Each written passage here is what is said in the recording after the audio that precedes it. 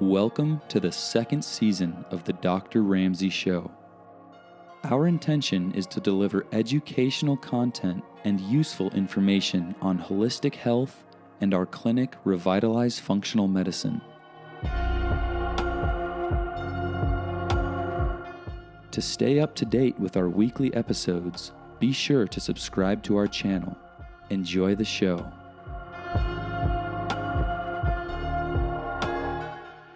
Hi, and welcome back to the Dr. Ramsey Show. Today, I have with us Tenile Davis. She's a compounding pharmacist at Civic Center Pharmacy here in Scottsdale, and she's here to share things with you about the difference between compounding pharmacies, commercial pharmacies, what the FDA is doing with hormone replacement therapy right now, etc. A lot of things. So this is welcome Tenile Davis. Thank you so much. I've got the pleasure of working with Dr. Ramsey for quite a few years, gosh. so I'm happy to be here today. Yeah, for a really long time. Yes, if I have a question for a pharmacist, I call Tenile. She always has an answer for me. Hopefully. A lot of people don't know the difference between a compounding pharmacy and a commercially available pharmacy. And the big difference is that commercially available pharmacies, like the ones on every corner, dispense FDA-approved drugs that are only available in specific strengths. If a patient has a need for something that's not that specific strength, or if a patient has an allergy to excipient or needs a gluten-free version of a medication, that's when they come to a compounding pharmacy, and we can formulate an exact mix of their prescription that they need based on a physician's order. Right. A lot of the prescriptions that we get are written for bioidentical hormones, which are written a lot by providers like you. Right. There are commercially available bioidentical hormones, so you can still get quote-unquote bioidentical hormones at a corporate retail pharmacy, but certain medications aren't available that way. And a lot of times a doctor will like to mix certain ingredients together, and that helps improve compliance because a patient only has to, say, take one medicine at a time rather than taking multiple pills. Yeah, that's a really good benefit too. You know, and one thing Tenile's helped me with too, like let's say a patient had a reaction to something, she'll figure out what ingredient was in there and change it for the patient so they can then tolerate it. So that's been a really great help too. Yeah, absolutely. And different delivery methods, like for example, some women don't tolerate progesterone very well, a capsule. They're really groggy in the morning. So Tenile will make them a lozenge or a troche that you dissolve so it doesn't go through the liver first pass, so you have less sleepiness. I think that's a huge benefit. Oh, absolutely. A lot of doctors use oral progesterone to help patients sleep, whether the commercially available generic version or compounded extended release versions. But some patients just are too drowsy with oral progesterone and they need other dosage forms. We make lozenge, troches, creams, troches, triturates, vaginal suppositories, pretty much any route of administration you can think of, we can make progesterone in. Right, and I probably only have like a dozen women that need a different delivery, and for them, it's perfect. Yeah, absolutely. And then those deliveries, like lozenges and troches, we can make them with or without sweeteners. We can make them with crazy artificial flavors if the patient likes watermelon, or we can make them with natural flavors, spearmint, peppermint oil, or the natural flavors that we use. So that really helps us customize something that's exactly right for this specific patient. Absolutely. And do you compound other meds besides bioidentical hormones? Oh yeah, absolutely. We do lots of injectable medications. That's right, because we get it from our IV room. Yep, so we do lots of things like vitamin C injections, the quote-unquote fat burner injections, the methionine inositolcholine shots, lots of special B12 methylcobalamin, which is a methylated form of vitamin B12. We do lots and lots of testosterone replacement therapy, which is also a hormone, but typically for our male population, we do lots and lots of injectable testosterone. And then we do just kind of regular compounding that naturopathic physicians might not even think about. So pediatric cardiovascular medications, those kind of things. Lots of veterinary compounding, so special medicines for dogs and cats and birds. And if somebody can't swallow a capsule and that's the only form it comes in, you can make it into a liquid. Yeah, absolutely. We do lots of things that we turn into liquids, especially for animals and children, but even some adults have a hard time swallowing medications. True. And some medicines like low-dose naltrexone, which I'm sure that you prescribe plenty of in your life, some patients need a very slow taper up of low-dose naltrexone because they don't tolerate it very well. And in those patients, I usually recommend the doctor prescribe a liquid formulation because it's a lot easier to slowly titrate a liquid. They can take a milliliter one day and then 1.1 milliliter the next day, where capsules, there's a single dosage form increase. So it's a lot more expensive to titrate slowly if we do a capsule versus a liquid. That's very smart, form. Yeah, so LDN, what Tenile talked about, low dose naltrexone, it's not the drug naltrexone. That's a high dose drug used for alcohol, right? Yep.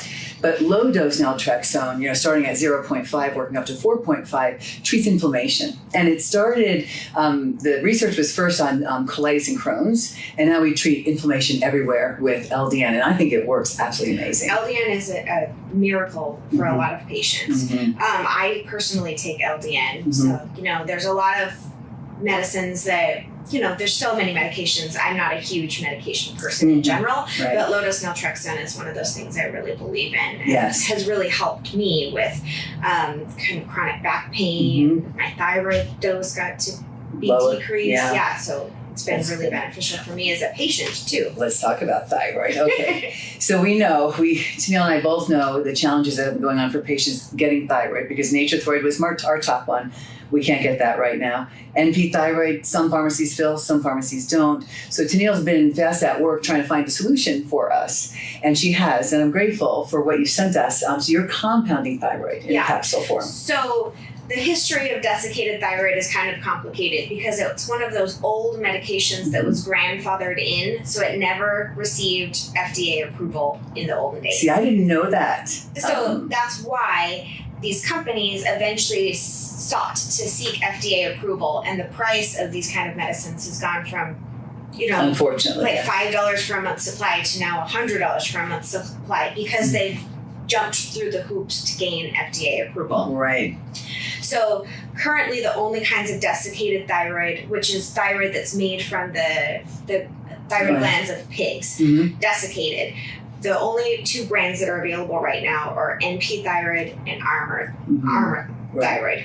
Right. So there used to be Nature Thyroid available, as well as WP thyroid and a bunch of other ones over the years. But the only ones that we can get commercial are those two. And unlike Nature Thyroid, which was available in more strengths, we have less options available with Armor thyroid and NP thyroid. And we less customization if a patient is allergic to one of those things. That's one of the things that we really liked about Nature Thyroid. It had the fewest amount of allergens. So if a patient can't take any of the strengths or needs something in between on their thyroid medicine, we can compound desiccated thyroid into a capsule. Even if people have trouble finding it. Yep. So we can make it in a capsule. We can make it in whatever specific strength the patient needs. We can also help adjust it. So pigs, they only make their thyroid gland in a certain ratio of T3 to T4. It's about 1 to 5 T3 to T4. Some patients need an additional amount of T3. Or T3? Or T4. Okay. Like everyone's different. Some patients over-convert, some patients don't convert enough into T3. So I can add or subtract straight up levothyroxine and liothyronine powder to that desiccated thyroid. So say we could have 1 grain of thyroid, but an additional 7 micrograms of T3 or whatever the patient specifically needs. So that's nice because we can customize it. And we all know that thyroid is very picky. Even small changes in a patient's dose can make big changes in how they feel. So it's important to get it just right. Yeah, and customizing it for each person individually is the best medicine that I think there is out there. So, Tenile, I wanted to hear your words on what the FDA thinks about bioidentical replacement therapy. So, the FDA commissioned NASEM, which is the National Academies of Science and Engineering and Medicine, a supposed independent organization to essentially do a meta-analysis on BHRT clinical studies. On compounded BHRT. Yeah, compounded. So the NASEM committee was, kind of stacked with FDA appointees, which was kind of the first problem. And the FDA directed NASEM as to what the findings should be. So naturally, that's what they found. There were lots and lots and lots of good studies that the FDA threw out, or NASEM threw out and didn't evaluate. They ended up only evaluating a small percentage of the clinical trials that are out there for BHRT. And predictably, they, recommended against using BHRT essentially in all cases, even if a patient and a prescriber come to the decision together that that's the best course of action. None of these people that were on the NASEM committee have ever worked in, with bioidentical hormones or with patients that used bioidentical hormones. So it's a pretty frustrating outcome. So you have no background to make these decisions. Exactly. So one of the things that we're doing in the compounding industry, so I'm on the board of directors for the Alliance for Pharmacy Compounding, which is a national organization that helps advocate for compounded medications. There's doctors, pharmacists, patients, lawyers, lawmakers, all sorts of us working together. So we know that the FDA commissioned this NASEM study, but we don't know what and if they're going to do anything with it. And we think that the best tool we have to educate, people in Congress, our legislators, what this could potentially mean is to have patients tell their stories. Because if patients tell their stories about their personal experiences, it's going to help kind of, rewrite the story. Because sure, it's easy for elderly scholars to say you shouldn't use BHRT because the evidence isn't that great. But it really is, though. That's what's so crazy. There is good evidence, but also it's understandable. Compounded prescriptions are an N of 1. That it's hard to have huge clinical trials because every patient gets a different mixture. Right, exactly. So it makes sense. But the more stories that get told, especially to the people that are working in the government that fund FDA, it's going to be really important to help save BHRT. So what can we do? Website. You can go to compounding.com, so it's really easy to remember. And on compounding.com, there's a ton of resources available for patients to learn about the fight against BHRT, and then also for them to submit their own testimonials and stories. You can click on essentially a map of the United States, and there's different states, and you can read testimonials that have been uploaded by men and women in every state in the country. Wow. So it's pretty cool. How valuable do you think that will be for their decision making? We really hope that members of Congress, take their time to read these stories and listen to their constituents. We as a group, APC, have lobbyists, and we're appealing to members of both political parties. This isn't a partisan issue. This is a patient access to medication issue. That's right. So, we reach out to them regarding trans patients and their need for using hormone therapy. We, talk to them about a patient's right to choose, a patient's right to make a decision with their doctor. All of those things are really important. Right. So all of us need to go on compounding.com.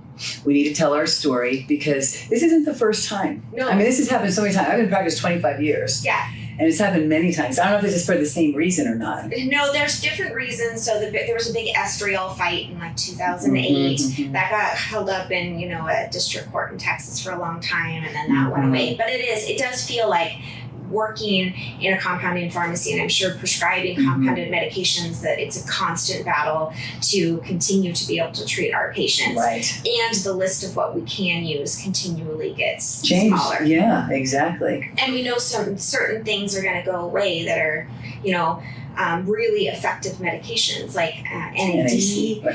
NAC or NAD? NAD is going to go away. No way. Yes, it's one of those things that was, it's probably going to go away. It was voted down by the Pharmacy Compounding Advisory Committee. It's making my heart race. So we don't know when it's going to happen, but we know it will. And things like quercetin and curcumin and NAC. Yeah, there's all sorts of medications that are really useful that are going to eventually be taken away from us. To become drugs, do you think? I think in the case of NAD, that is what is going to happen. But I'm not sure about other ones. You can get quercetin supplements over the counter. I think that a lot of those kind of things are going to move where, there's a different sort of access. If a patient can order it on the internet, without a prescription, we know that dietary supplements aren't regulated by the FDA. And I'm not saying the FDA is perfect by any means, but they're not regulated at all. Right. You can buy a vitamin at the grocery store that says it's vitamin D that has zero vitamin D in it. Right. So it's important to get those kind of supplements from reputable sources. And that's a good example because so many of my patients take vitamin D and their levels are low. And the thing about vitamin D is it's actually a hormone and it has has to be micronized to be absorbed. And so a lot of the over-the-counter products with vitamin D don't get absorbed. And it's basically we're taking something we think we're getting benefit from, but we're not until we measured the levels. Absolutely. It's the only way to know. Yeah, and right now especially, it's important to have good vitamin D levels. Right. Shooting for that 80 mark. Yeah, 80 to 100 is what I like. And I know a lot of my patients' doctors think it's too high, what I like, but that's our immune system. Like the first time we saw vitamin D, the importance of it in our immune system is in cancer clinics. And what they found were the lowest D levels had the worst outcomes, the highest D levels, they had the best outcomes. That was cancer. We saw it again with COVID. The lowest D3 levels, those patients were dying at first, right? The darker skinned, et cetera. So we all want to keep our levels pretty high. Absolutely. And measure them. If you don't know if it's good, ask your doctor to measure your level. Oh yeah, absolutely. Yeah. It's one of those kind of mandatory supplements for most of us that don't get to be outside. Right. Actually see what we'd like to. That's true.